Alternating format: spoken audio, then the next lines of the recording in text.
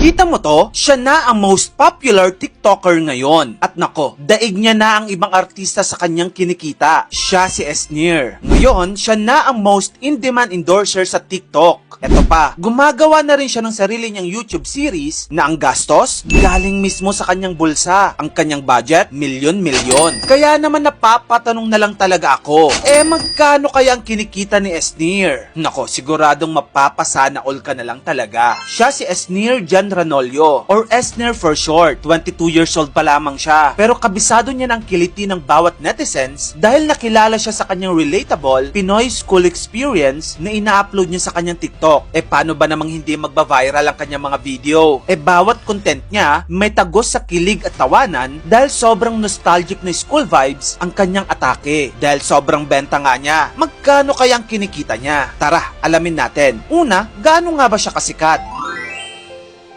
Unahin natin sa TikTok kung saan siya unang nag-boom. As of now, meron siyang napakaraming 9.1 million followers with a total of 250.6 million likes. Sunod naman ang kanyang Facebook page na kung saan pwede rin siyang kumita dahil meron na rin siyang 3.5 million followers dito. And last but not the least, certified YouTuber na rin tong si Esneer dahil meron na siyang 1.8 million subscribers sa kanyang YouTube channel. Ang bongga, diba? Kaya naman alamin at computein natin ang kanyang earnings across all social media platforms. Well, as of now, wala pang monetization na ino-offer si TikTok na pwedeng kumita ang mga Pinoy YouTubers sa Pilipinas via views. Kaya kung mapapansin mo, halos lahat ng mga videos ngayon ni Esneer ay meron ng endorsement sa bandang huli ng kanyang mga video. Dahil dito kumikita ngayon ng mga TikTokers dito sa Pilipinas. Kumikita sila via commission sa mga products na ipinopromote nila. Minsan, binabayaran rin sila ng brands para isingit sa kanilang mga video yung kanilang mga produkto. Nagre-range ng around 200,000 pesos to 500,000 pesos ang pwedeng ibayad ng isang brand kay Esneer sa pagpapromote nito ng kanilang mga produkto sa kanyang mga videos. Well, I think deserve naman, no? Kasi milyon-milyon talaga ang nanunood sa mga TikTok videos ni Esneer. Aside from that, kumikita rin siya sa mga commissions every time na bumibili ka ng mga produkto na nasa yellow basket mismo ng kanyang mga videos. At dito, pwedeng kumita si Esneer ng around 250,000 pesos kada buwan through commission sa mga nabibentang produkto niya. So in that alone, maaaring kumita si Esneer ng approximately 750,000 pesos kada buwan sa TikTok pa lang. Again, disclaimer lang, this is just an approximate. Maaaring mas maliit or mas malaki pa ang pwedeng kitain ni Esneer kumpara sa numero na sinabi ko. Ngayon, tignan naman natin ang kanyang Facebook. Binisita ko ang kanyang Facebook page and from here, kinumpute ko yung mga views na nakuha na niya sa kanyang mga content. And as of this date, nasa 390 million views na siya ngayong taon pa lamang. At kung i-compute natin with the standard earnings of Facebook na nasa $100 per 1 million views, maaring kumita si Esneer ng approximately $39,000 or 2.2 million pesos na ngayong taon pa lang. Yung computation na yan ay through Instagram ads sa Facebook. Kapag Reels naman, mas mababa ng onti ang kitaan. At dito, maaring kumita lamang si Esneer ng nasa 1 million pesos. Pero not bad na, diba? Kasi 7 digits na ito at sa Facebook pa lamang ito.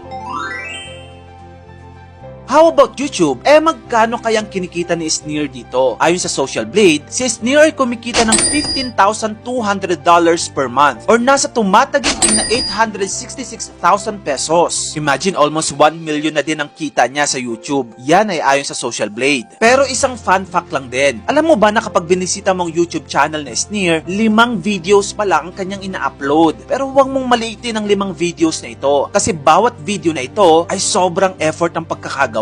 Nag-produce kasi si Esneer ng sarili niyang series. Ito ang sobrang patok ngayon na high school series niya. Kung saan, gaya ng mga content niya sa TikTok, all about nostalgia pa rin ang kanya mga content tungkol sa mga high school experience ng mga estudyante noon. Ang mga eksena, nakakatawa at nakakakilig. Ang kaibahan lang sa kanyang YouTube contents, mas nilevel up niya ang production. Talagang effort ang pagkakagawa. Sobrang ganda ng pagkaka-edit at talagang alam mong maraming taong involved para ma-produce ang kanyang content na ito. video. At alam mo ba kung saan niya kinuha ang gastos niya sa pagpuproduce ng mga content na ito? Sa sarili niyang bulsa. Ang nagagastos ni Sneer sa bawat episode ng series niya sa YouTube ay nasa around 800,000 pesos to 1 million pesos. Grabe si Sneer, no? Malaki ang kinikita niya. Pero at the same time, malaki din ang ginagastos niya para mas makagawa pa ng mas quality contents. At nagbunga naman ang effort ni Sneer kasi sobrang naging patok ito sa mga netizens. Yung isang nga niyang video dito umabot ng 19 million views. At yung mga ganitong klaseng karaming views, bihira nang ma-achieve ng ibang mga Pinoy YouTubers. Kaya sobrang malaking achievement ito para kay Sneer.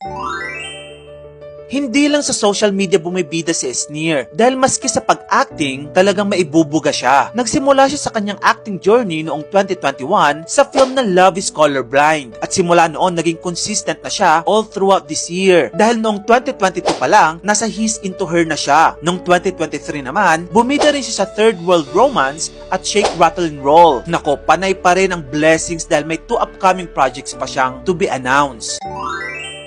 Pero ang tanong talagang gusto kong sagutin, magkano na kayang net worth ni Sneer ngayon? As of now, Sneer is worth 26 million pesos. Opo, isa na siyang ganap na milyonaryo at the age of 22 years old. Grabe no, sobrang nakaka-inspire si Sneer. Siya ang patunay na if you use your personality for something useful, everything is possible now for sure. Sabi nga ng mga biggest influencers ngayon, cringe can pay your bills. So kung duda kang ipakita ang talento mo sa camera, think twice. Dahil dito na kumikita ng malaki ngayon. Anyway, meron ka pa bang mga ibang content creators or personalities na gusto mong i-feature ko dito sa aking channel? I-comment mo yan sa comment section. Huwag mo na rin akong kalimutang i-follow. Yun lang, maraming salamat sa panonood.